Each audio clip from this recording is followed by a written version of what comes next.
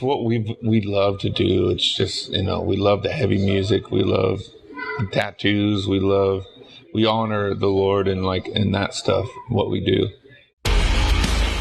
Hey everyone, this is Dave, chief photographer for NewReleaseTuesday.com and author of the blog Collide Photo. And this is Snapshot, where we go behind the scenes to look at the ministry behind the music. In this episode, we'll meet Brian Head Welch. Going by the name Head, Brian is a former member of the group Korn and is currently a youth speaker and lead singer for the band Love and Death. Brian has often been targeted by the Christian community because of his appearance and musical stylings. And yet, the Brian I met was amazingly humble, speaking freely of his mistakes and his love for Jesus. Brian's passion is being a missionary to today's unreached youth in the heavy metal culture.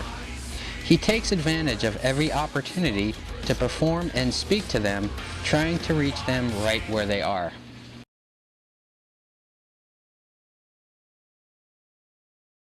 I remember not when I didn't believe, I just would hear just all this drama going on with religion, whether it's like wars, in the Middle East, whether it's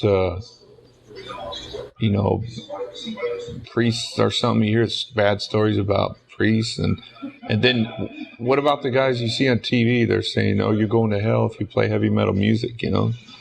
It's like God came into my world and touched me and said He loves my music, and I was like, well, all these people are misrepresenting it, And I don't really rage against the church. I did have a song called Die Religion Die, which is, I think, all that stuff needs to just die, and but a lot of it is about personal stuff, so, but yeah, that's what I think. I mean, we just got to really display the heart of Jesus. We don't judge people for their music or for their looks, and that's just it's gonna make the whole world not want Him, and it's crazy. That was one event that we called a threat to formalized religion, and that's just the whole thing. It's mainly just come one, come all. Really, you look all freaky and you're all into crazy drugs and your sex or whatever. Well, come in. We want to hang with you. We don't judge you. We want you to come and hang with us and hear what's going on in our lives and where you can go in your life. It's not it's just, it goes back to those same people that kind of put baggage on people, about how they look or how they dress or what music they like. We're like, no, Christ comes in and changes you from the inside out. So you come and you can feel welcome around us, so.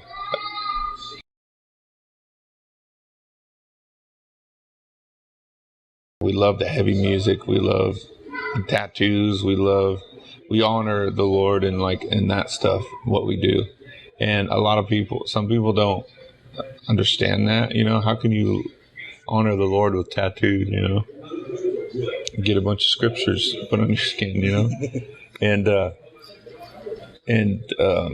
there's one of the Whosoever guys, Ryan Reese, he didn't have any tattoos, so it's not like you could have a tattoo, but it's that's just what I like, and the heavy music, and we just, I don't know, that's who we are, and we're just being who we are, and we're reaching people that are like that, and we're just but I can fit in with anybody. I've spoken at Lutheran churches, I've spoken at conservative churches, charismatic churches, all kinds of different churches. So it's like, if I don't judge the conservative church and I go in there and I could speak like that, then why do some of these people judge us?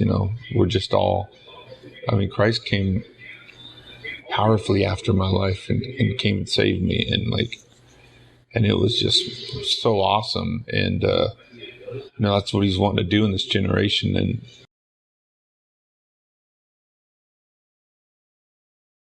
yeah, definitely, they would say that I pray all the time, all throughout the day. I'm praying, but they would definitely, they could, if they were honest, they would say he has a lot of flaws too, like we all do, you know. I have anger problems. Sometimes if I don't see them doing something, then I sometimes will judge it and try to control them, you know. And but it's not major. Like I can always bounce back, you know. But for the most part, yeah, I totally walk it. And but when guys get around each other for like weeks at a time, start to act like guys, you know.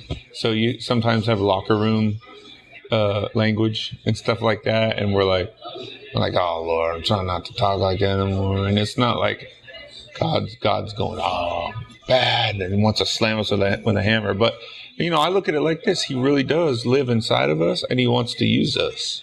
So I try to just get that stuff, press it down as dead as possible, so Christ can like live through me. So, but yeah, we're rough around the edges, but we definitely love the Lord, and it's all about His purpose for this band, and this whole thing is about Him, you know.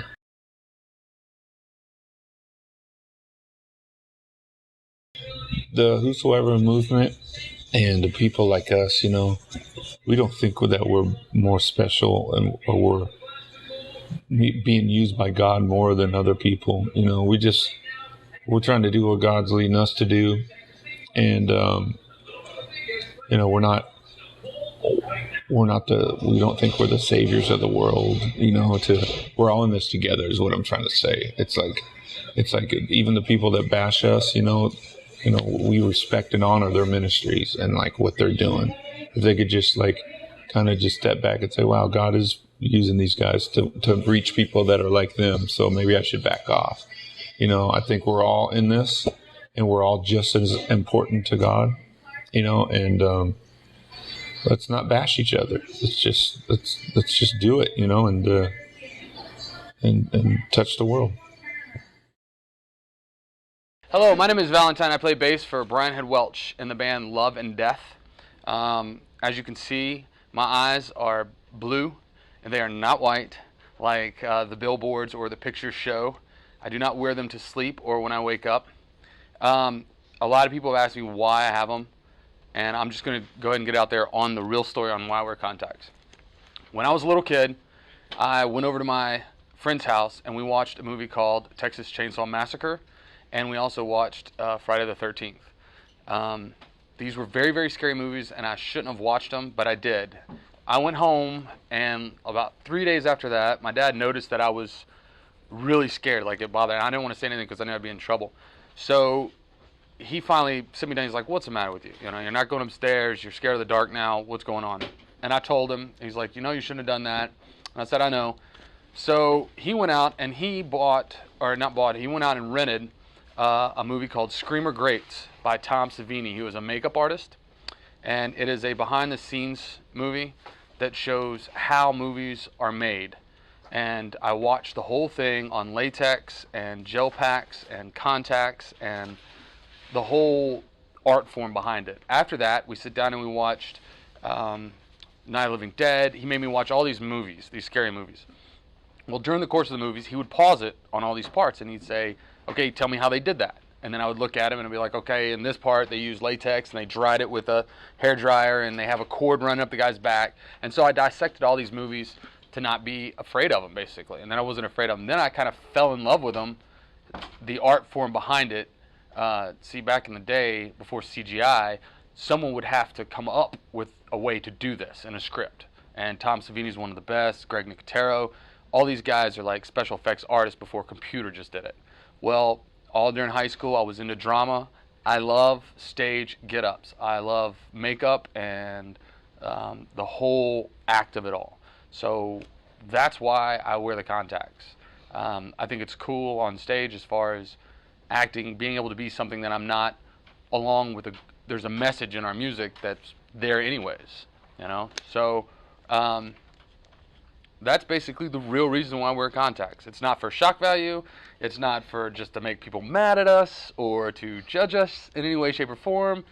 That's the reason. Because I've always been in love with art, or the stage performance art. So that's it. So now you got behind the scenes scoops and you realize why. Yay.